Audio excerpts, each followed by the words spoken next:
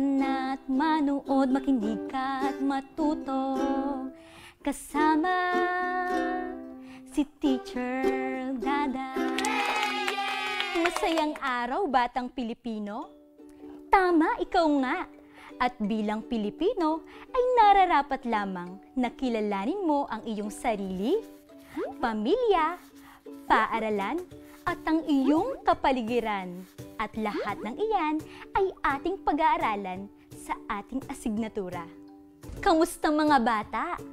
Ako, si Teacher Dada, ang magdadala sa inyo sa makulay na mundo ng araling panlipunan. At sisiguraduhin na sa ating aralin ay walang maiiwan. Kaya ano pa ang hinihintay nyo?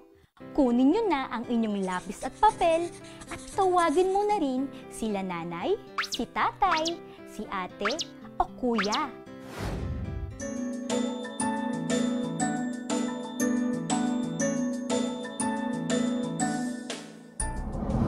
Mga bata, natatandaan nyo pa ba ang napag-usapan natin noong nakaraang leksyon? Tama ka kung ang iyong kasagutan ay ang mga pangyayari sa iyong buhay at ang pagbabago. Ngayong episode na ito, ating tatalakayin muli ang inyong sarili dahil kayo ang bida sa ating mga aralin. Mga bata, maipapakita ako sa inyo. Ano kaya ang laman ng kahon na ito? Silipin natin. Isang bib? Di ba ito ang nilalagay sa sanggol o sa mga bata sa tuwing kumakain? Upang hindi sila madumihan? Dede, dito inilalagay ang kanilang gatas. Medyas ng bata at gloves. Ito ay pangprotekta sa kamay at paa ng bata upang maiwasan nilang matusok ang kanilang sarili ng kanilang kuko. Pacifier. Ito ang ginagawang libangan ng mga bata sa kanilang bibig. Mga bata, ginagamit niyo pa ba ang lahat ng mga ito? Hindi nyo na ito maaaring gamitin dahil ito ay gamit ng mga sanggol. Nagamit nyo din ba ito? Aba, syempre mga bata, nagamit nyo na ito noong kayo ay sanggol pa lamang. Teka mga bata, meron pang mga gamit din dito. Isang damit? Sa tingin nyo, maaari nyo na ba itong magamit? May bola pa mga bata. Kaya ba itong laruin ng sanggol? Kayo, kaya nyo na ba itong laruin? Mahusay mga bata. Ang mga ito ay kagamitan na maaari nang magamit ng batang nasa edad na tulad mo. At para mas maunawaan pa natin ang ating aralin, ay may ibabahagi ako sa inyong maikling kwento. Handa na ba kayo sa ating Arpan Kwentuhan? Halika na at maglakbay! Handa na ba kayo mga bata? Tayo nang magkwentuhan. Oras na ng kwentuhan. Maupo na at manood at makinig. Maglakbay at matuto sa Arpan Kwentuhan. Ngayon mga bata, mayroon tayong isang kwento tungkol sa isang bata na dadalo ng kaarawan ng kanyang pinsan. Ngunit, ang kanyang damit ay hindi na niya maisuot. Bakit kaya? Halika at ating alamin kung bakit nga ba hindi na niya maisuot ang kanyang damit. Ngunit bago yan, may kinakailangan tayong tandaan sa pakikinig ng kwento. Una, umupo ng maayos at komportable. Pangalawa, ang mata ay dito lamang ang tingin. Pangatlo, ang tenga ay makikinig lamang kay teacher. Tatandaan natin yan upang mas maunawaan natin at matandaan ang nilalaman ng kwento. Ang blusa at palda ni Janela. Kwento ni Bernadette A. Agustin. Linggo ng umaga, masayang bumangon si Janela. Kaarawan ngayon ng pinsan niyang si Luna. Nagagalak siyang maisuot ang paborito niyang palda at blusa. Pagkatapos maligo, dali-daling nagtungo siya sa kanyang cabinet upang kunin ang paboritong damit. Nang ito ay kanyang isuot, ay hindi na ito magkasya sa kanya. Naitanong niya sa kanyang nanay kung bakit hindi nakasya sa kanya ang blusa at damit. Ang sabi ng kanyang nanay na si Aling Berta kay Janela, habang ikaw ay lumalaki, maraming nagbabago sa iyo. Nagbabago ang iyong mga gamit at pangangailangan. Nagbabago ang sukat ng iyong mga damit, sapatos, at iba pang sariling gamit. Pangalan at petsa ng kapanganakan lang ang hindi nagbabago. Kaya, napagpasyahan ni Janela na iba na lang ang damit na isusuot sa pagdalo sa kaarawan ng kanyang pinsan. Ayan mga bata, pinakinggan niyo bang mabuti ang ating kwento? Sige nga, kung napakinggan niyong mabuti, magtatanong si Teacher Dada. Ano ang pamagat ng ating kwento? Tama ka kung ang iyong kasagutan ay ang blusa at palda ni Janela. Ano naman ang pangalan ng kanyang pinsan na magdiriwang ng kanyang kaarawan? Tama, ang pangalan ng kanyang pinsan ay si Luna. Ano ang naging problema ni Janela? Tama ka kung ang iyong kasagutan ay dahil hindi na magkasya sa kanya ang kanyang paboritong damit. Bakit kaya hindi na magkasya sa kanya ang kanyang damit? Tama ka kung ang iyong kasagutan ay dahil lumalaki na siya. Ikaw, kasya pa rin ba ang iyong mga damit noong ikaw ay maliit pa lamang? Sino ang tinanong ni Janela kung bakit hindi na nagkakasya sa kanya ang kanyang damit? Tama ka kung ang iyong kasagutan ay ang kanyang nanay na si Aling Berta. Ano-ano ang hindi nagbabago sa atin ayon kay Aling Berta? Tama ka kung ang iyong kasagutan ay ang iyong pangalan at ang petsa ng iyong kaarawan. Pero alam nyo ba mga bata, na kapag kayo ay tumungtong na sa tamang edad at magkaroon ng sariling pamilya, ay maaaring mabago ang inyong pangalan. Paano nangyari yon? Tulad na lamang ng nangyari sa inyong nanay, noong siya ay kinasal sa inyong tatay. Kinuha niya ang kanyang apelyido at idinagdag ito sa kanya.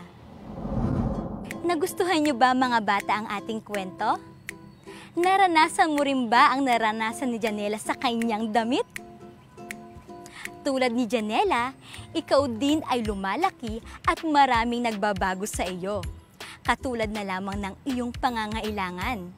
Nagbabago rin ang sukat ng iyong damit, sapatos, at iba pang pansariling kagamitan. Naalala niyo pa ba ang ginawa nating popsicle stick puppet mga bata? Tama! Ito ang iginuhit nating bata sa folder.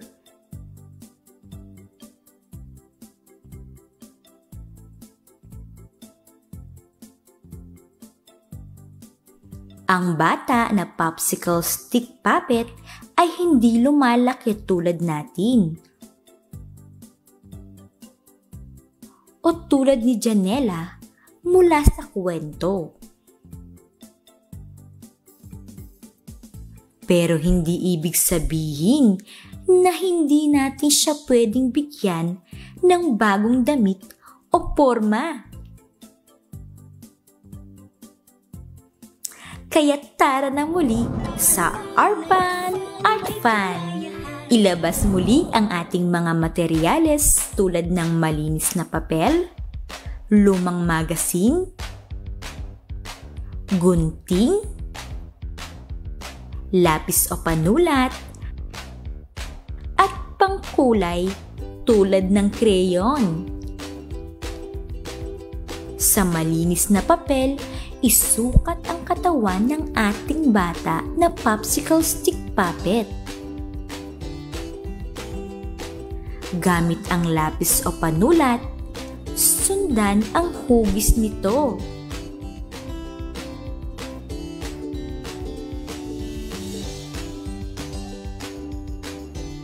Sa loob ng hugis, gumuhit ng panibagong itsura ng damit para sa ating popsicle stick puppet.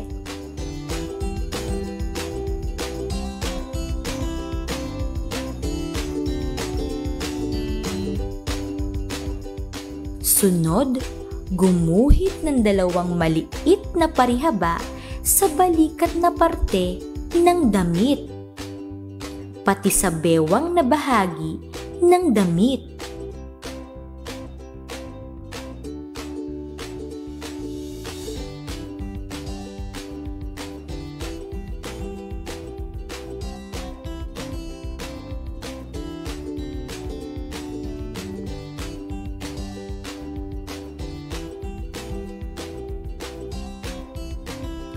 Magpatulong sa mas nakatatanda sa inyo dahil gugupitin na natin ang panibagong damit.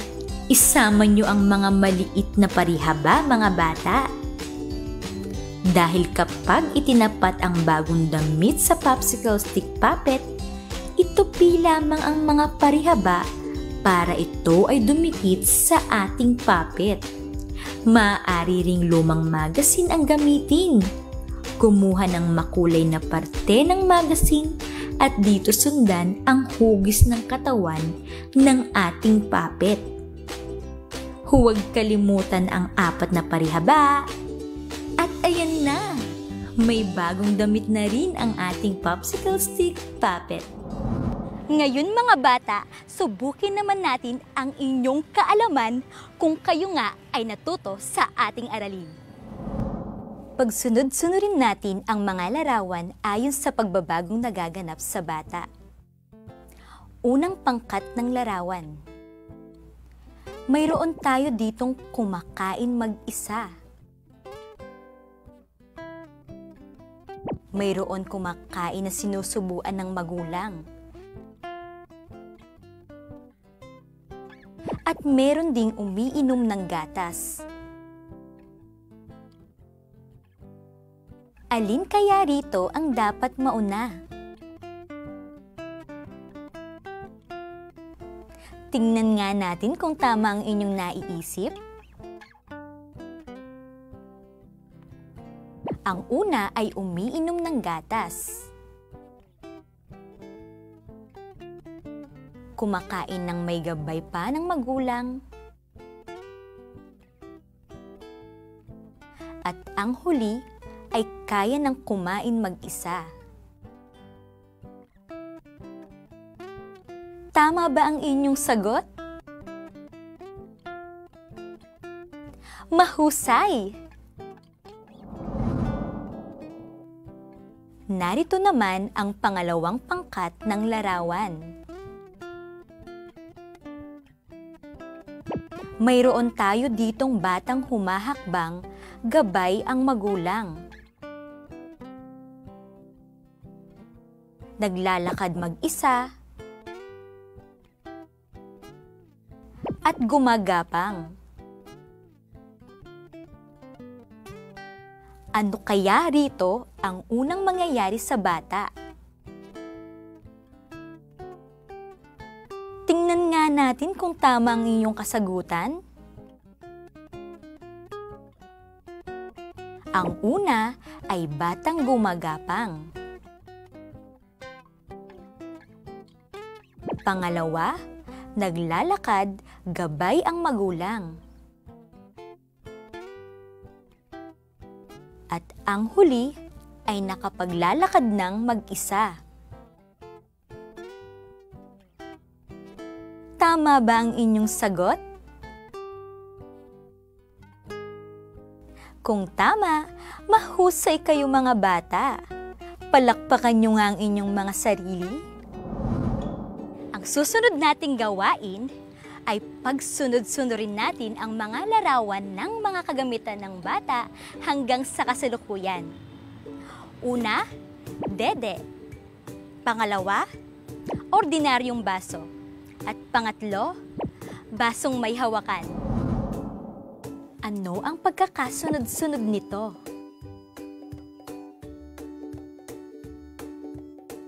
Tingnan nga natin kung tama ang inyong sagot.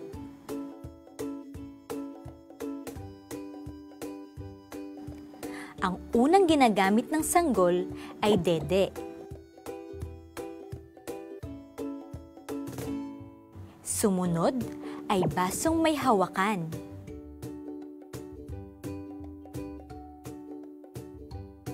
At ang huli naman ay ginagamit ng batang tulad mo, ang ordinaryong baso.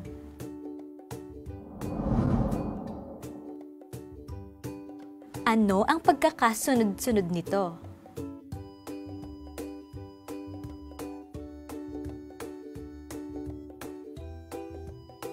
Tingnan nga natin kung tama ang inyong sagot.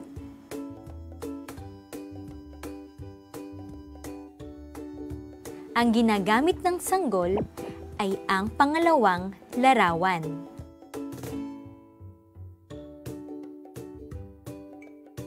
Ang susunod naman ay ang ikatlong larawan. At ang ginagamit naman ng batang tulad mo ay ang unang larawan. Mahusay mga bata! Bigyan nyo nga ng ang galing-galing clap ang mga sarili nyo. 1, 2, 3. 1, 2, 3. Ang galing-galing ko! Muli ako si Teacher Dada, ang inyong gurong gabay. Hanggang sa susunod nating pagkikita, dito lang yan sa DepEd TV at ARPAN, kung saan ang ating aralin ay fun at kung saan ikaw ay hindi maiiwan. Paalam mga bata!